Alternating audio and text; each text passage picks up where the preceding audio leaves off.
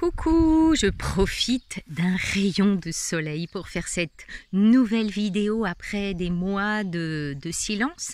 Mais évidemment, avec la pluie qu'il y a eu, il ne s'est pas passé grand-chose.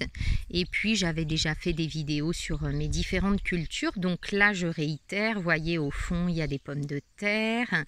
Et puis là, j'ai mis des butternuts, des potimarrons, etc.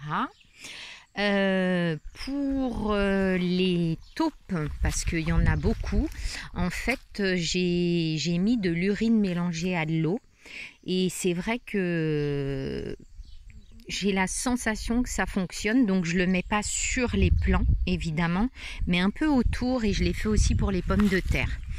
Voilà, donc ça c'est juste pour la petite anecdote, et il faudra que je vous dise si c'est probant ou pas. Là en tout cas, quand on remue la terre, eh bien ça a l'air de fonctionner, je n'ai pas de taupinière.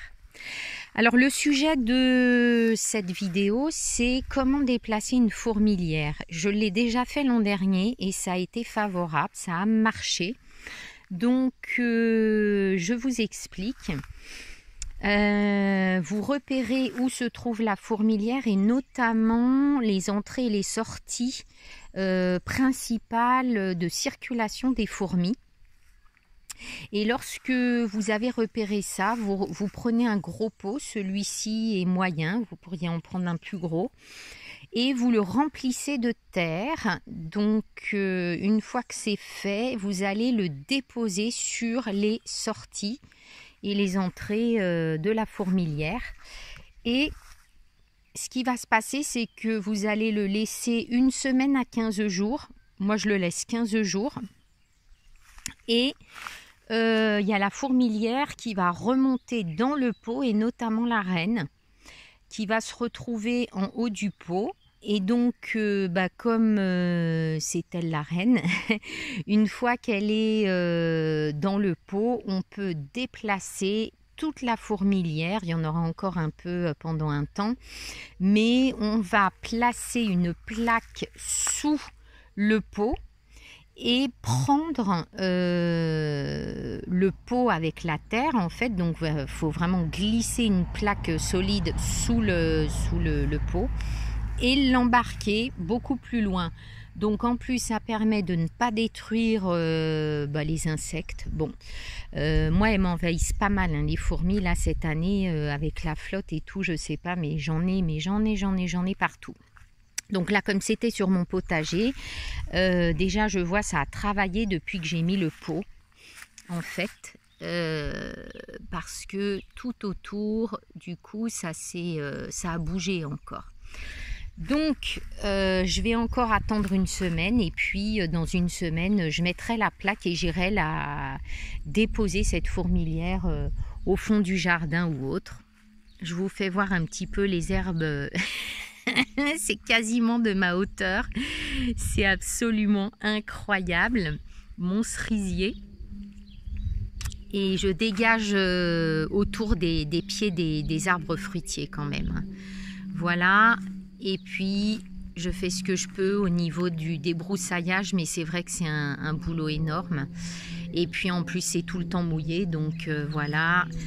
Là, il y avait le petit serpentin près de la phyto, et du coup, je le laisse. C'est vraiment trop de boulot pour moi toute seule en fait, avec mon job. Donc, je fais au mieux, mais j'ai fait mes petites plantations, et de l'autre côté, il y a pas mal de tomates sur l'autre potager. Je vous emmène faire quand même un petit tour, voilà, que vous puissiez voir. Donc là, il y a mes fraisiers, j'ai mis des oignons, en fait, tiens là-bas j'ai oublié de vous faire voir, mais il y a des oignons qui sont dans les fraisiers parce qu'il m'en restait à planter. Et j'ai pas mal de fraises, et là les limaces commencent à attaquer, mais j'en ai quand même mangé quelques-unes.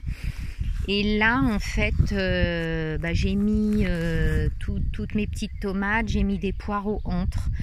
Je vais peut-être mettre autre chose encore. Comme ça, intuitivement, ma sensation c'est que ça peut aider tout ce qui est un peu ail, oignon, poireau au milieu des tomates. Et puis je repaillerai aussi Là, je ne l'ai pas fait parce que j'ai fait ça hier ou avant-hier. Donc voilà, et puis il me reste de l'an dernier, en fait, des salades d'hiver. Et elles étaient un peu parsemées là sur le reste du potager, donc je les ai regroupées ici et ça y est, elles sont en train de pousser. Donc ça va me donner des feuilles de salade pendant pas mal de semaines et je trouve ça super agréable. Voilà, et puis j'ai fait des petits essais aussi en mettant là des graines de poireaux ici. Et puis là-bas, j'ai mis des graines de, je sais même plus. Ah, des graines de poireaux aussi, ouais, pareil. Donc je vais voir ce que ça donne et puis une fois que ce sera poussé, je replante tout ça.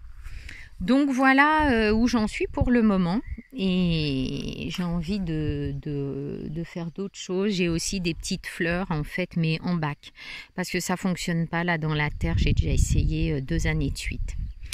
Eh bien, je vous dis à tout bientôt. Et c'est sûr qu'on est au mois de juin, il y a énormément d'activités, de choses à faire. Je travaille aussi pas mal et c'est pour mon plus grand plaisir. Je vous dis à tout bientôt.